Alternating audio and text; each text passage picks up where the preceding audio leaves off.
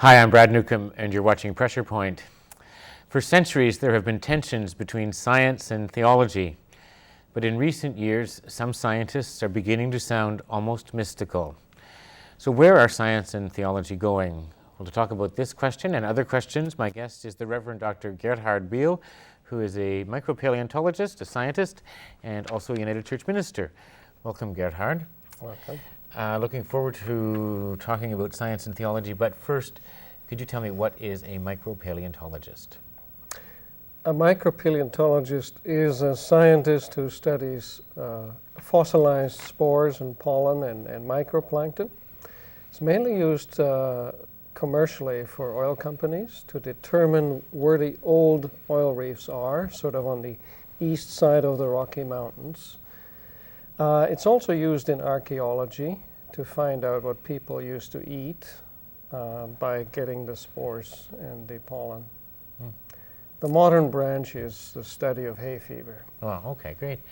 So obviously you have a strong background in science, and also as a United Church minister, a strong background in theology. So I'm interested just in your own personal story. How did you come to so definitively combine science and faith? Well, that's a long journey, actually.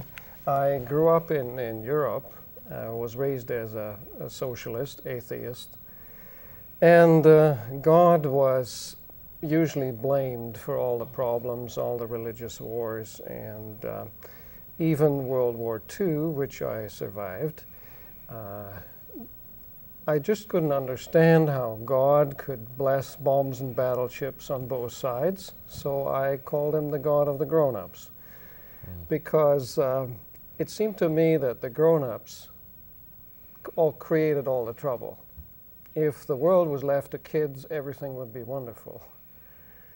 Then, of course, I became a teenager and the rebellious age, but in school, we were kind of influenced by the evolution teaching, and it was like a dogma. This is the truth, and this is the only truth. And so for many years as a socialist and scientist, I was looking forward to bringing in, as it were, the workers' paradise.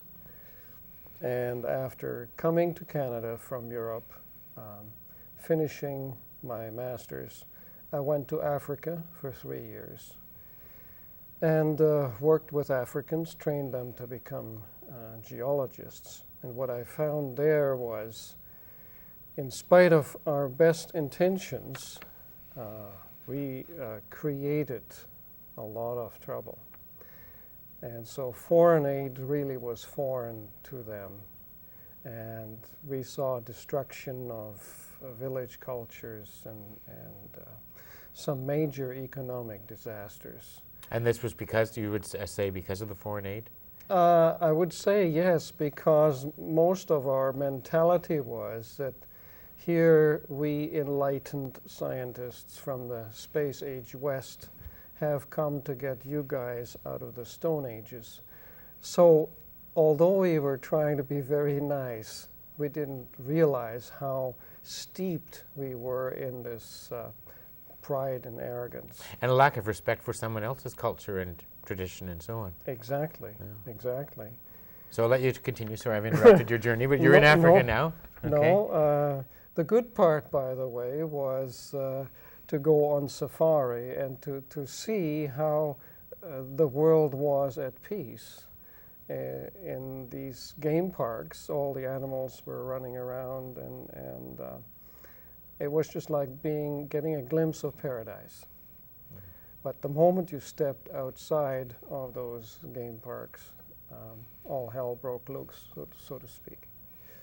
And so my socialist scientific worldview crumbled. I could not explain why the evil was happening. And I had been taught, as a good socialist, everything can be changed by education. There is no such thing as evil, they're just mistakes, and we're going to correct the mistakes by re-education. Well, it didn't seem to work in Africa, and so I came back to Canada, and I was really shattered. And with the demise of my socialist worldview, there was like a vacuum. And how could this vacuum be filled? Because religion to me was kind of taboo. When I was going through university, scientism was in full swing, and it was like a religion. And scientism, well, what is scientism exactly? Well, scientism is really the belief that all the problems in the world can be solved by science, and that we are heading for utopia. In other words, we'll correct all the mistakes, we'll be on target, and then voila, the wonderful paradise will happen. No shortage of pride and arrogance there, is there? No, not at all, not one bit, no. And well, now that we are in postmodernism, like scientism had this idea that everything could be controlled and determined. And now people are almost swinging too far the other way in that they say, well, you can't prove anything. And so they come up with virtual reality and all this. But for me, the struggle was because religion was taboo, spirit, like science at that point couldn't prove what is possible now with the advance of nuclear physics and quantum mechanics and so on. So I almost had a nervous breakdown, you might say, and I went to see a psychiatrist, and he told me after 3 months, he said, Gerhard, you don't have a mental problem. Maybe you should go and practice your religion. So you, a scientist, how did you react to that? Oh, I could have strangled him because I was so steeped in scientism that, of course, I believed there was a fix-me solution. Yeah. And so from there, I eventually met a fellow student who was a Christian, and he had something that I really wanted. He had a kind of a love, kind of a integrity, peace about him. And yet he had the same problems as all the other students, as myself. And at that point I was finishing my PhD, and I literally buried myself in the lab, and emotionally I kind of shriveled up. And it was through his challenge and care that the breakthrough finally happened. And the way it came about was I was walking actually on the beach by UBC, because that's where I did my PhD.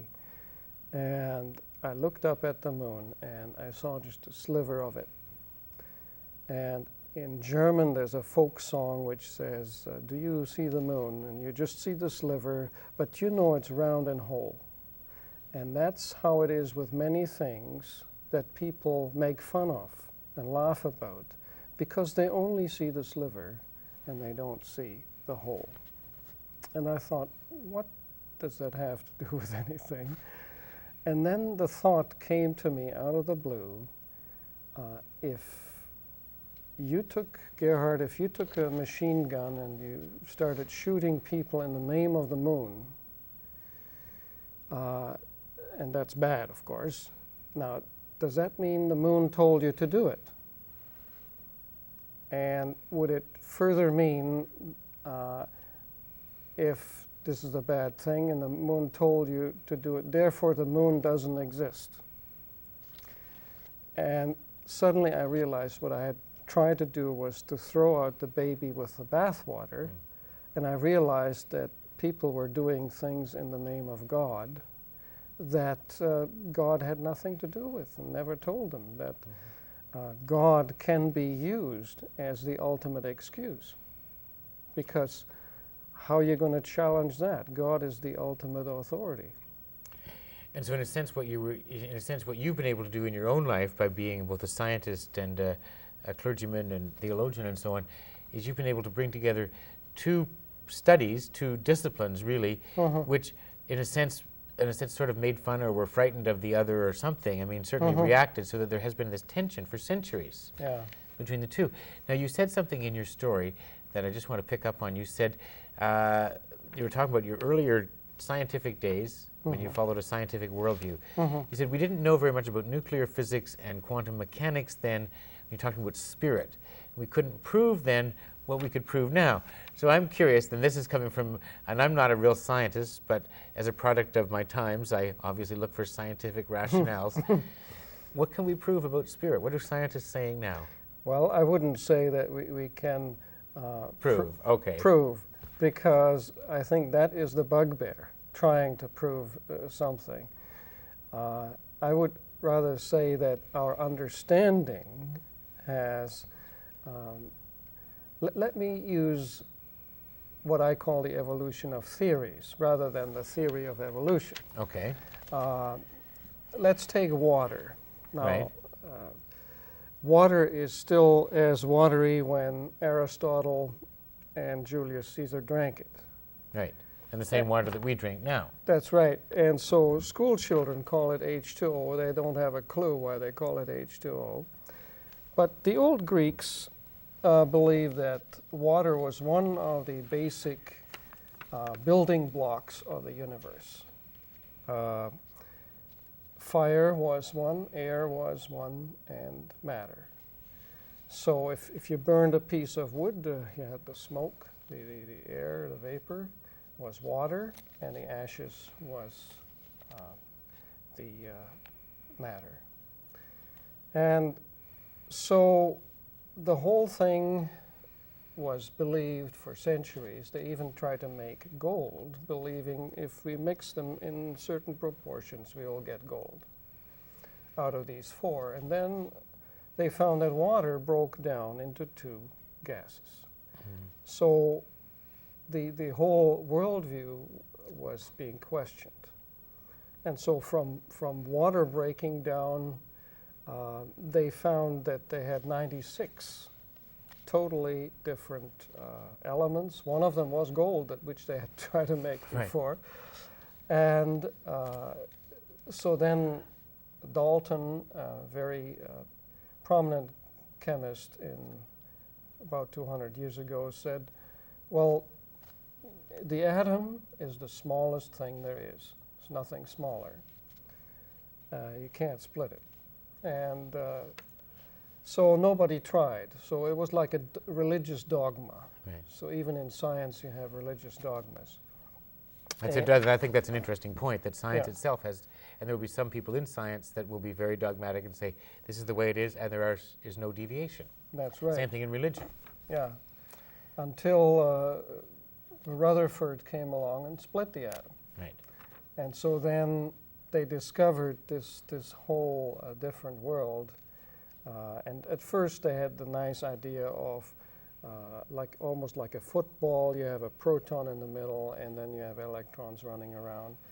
And that picture also had to give way, because they then discovered all these very, very small particles.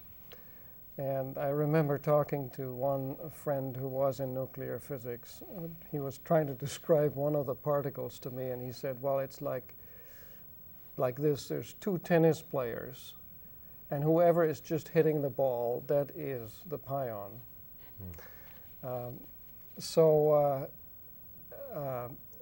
From the evolution of these theories, the water is still water. Right.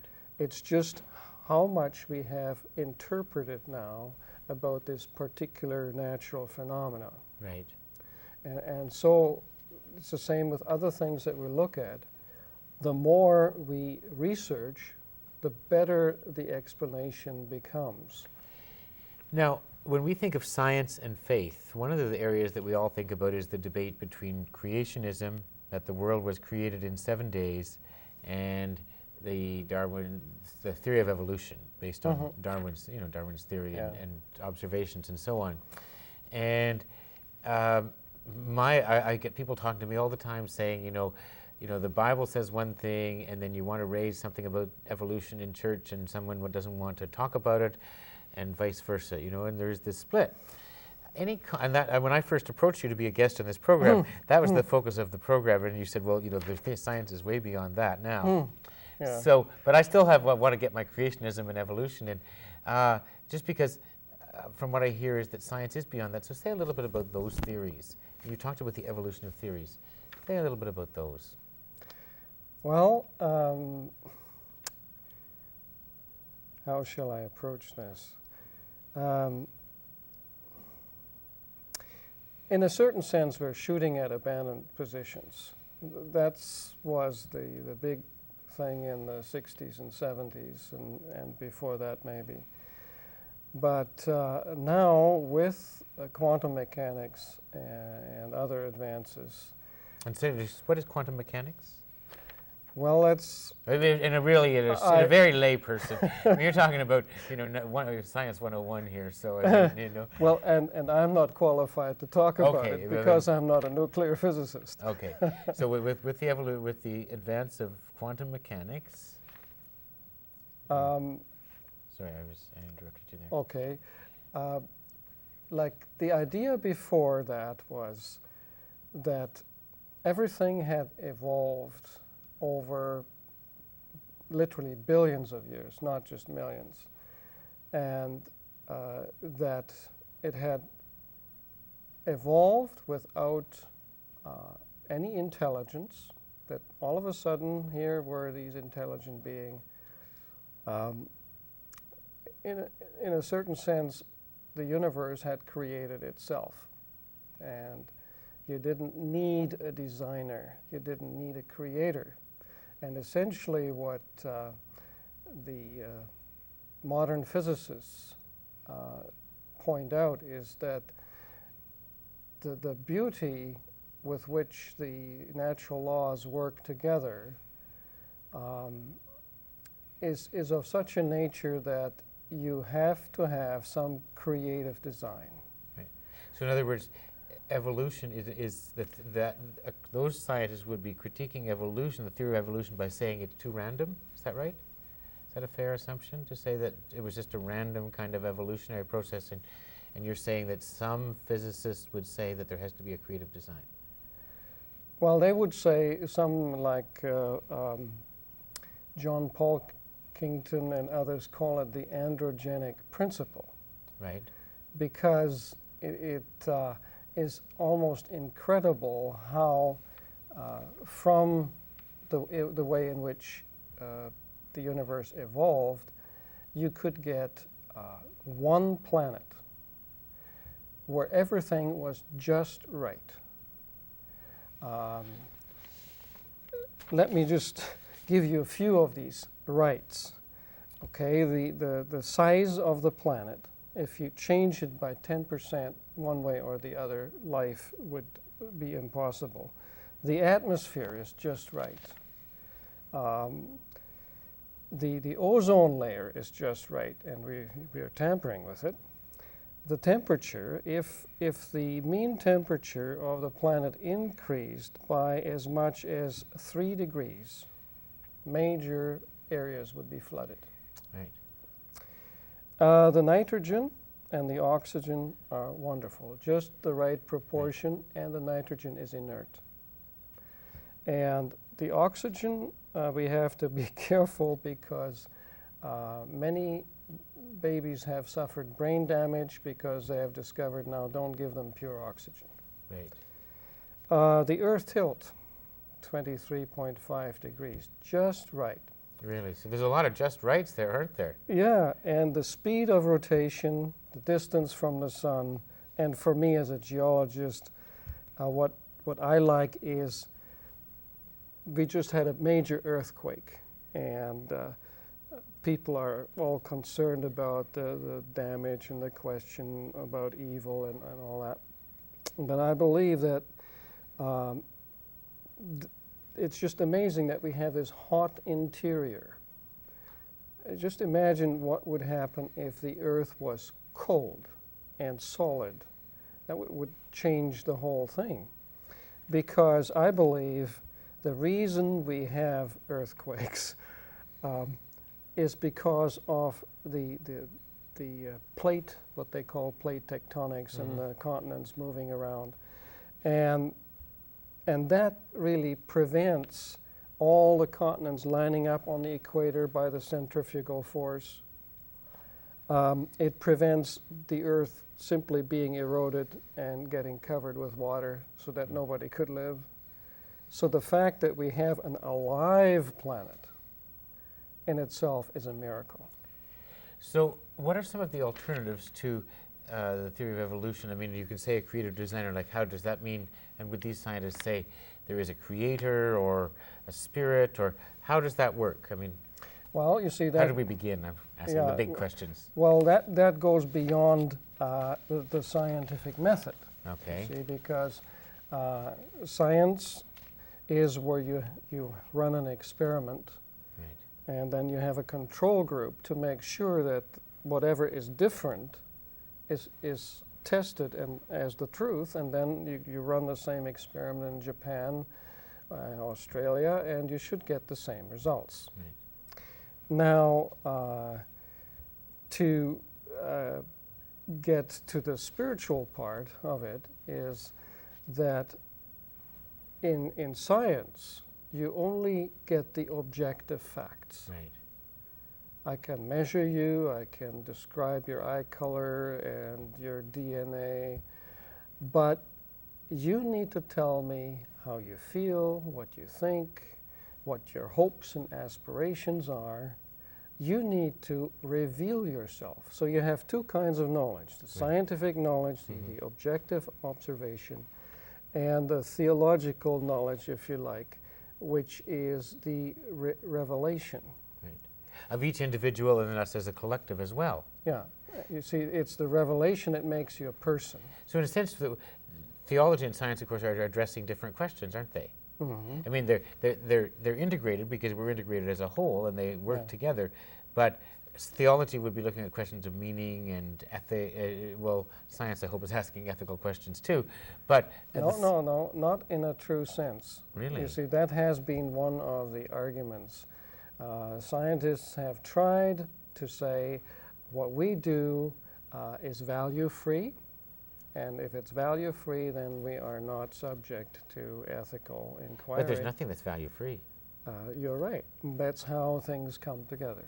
Yeah, and that's where that's why the disciplines have to talk to each other, because in and of itself, you know, I just don't agree that anything can be value-free. Yeah. But that's fascinating. But that there are different conversations that need to hear each other, but we shouldn't try to. Sometimes maybe the mistake we make with science and theology is we look at a theological statement and assume it's trying to be scientific. Is that correct? I'm not sure. I'm thinking mostly of the creation stuff, particularly. You see, the problem with the evolution, it's no longer a theory. It has become a dogma. You are taught it in school. And if we have time, I'd like to elaborate a little bit on that because it has impact on education. But the whole idea of evolution is how can we control the environment? It brings up the question, who is the final authority?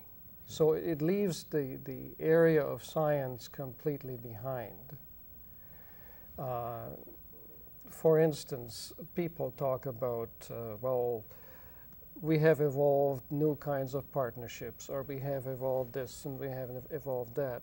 Well, according to Darwin and according to the proper scientific approach, things like that take millions of years. You don't do that on a Saturday afternoon because you feel like it.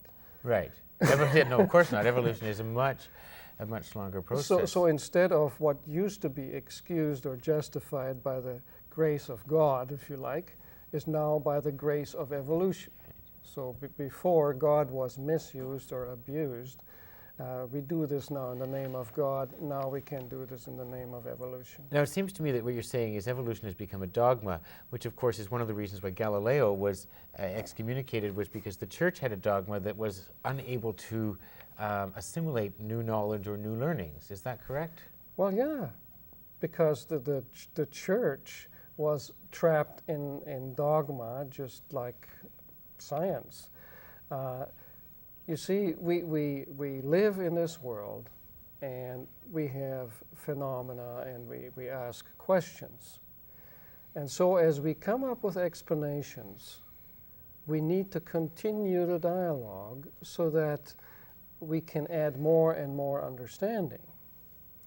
And the church fell into the trap, like Dalton or other scientists, where the church bought into the worldview of Ptolemy, which had everything revolving around the earth rather than the sun. Right. And the earth was flat and all those And then, of course, those who discovered the new things, then the church wasn't able to do that, and science is in danger of doing the same thing.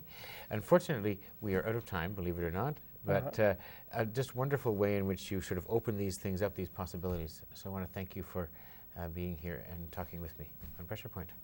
Thank you. Thank you, Gerhard. I've been talking with the Reverend Dr. Gerhard Bihl, a micropaleontologist and United Church minister, and we've been talking about where are science and theology going. Thanks for joining us on Pressure Point. I'm Brad Newcombe.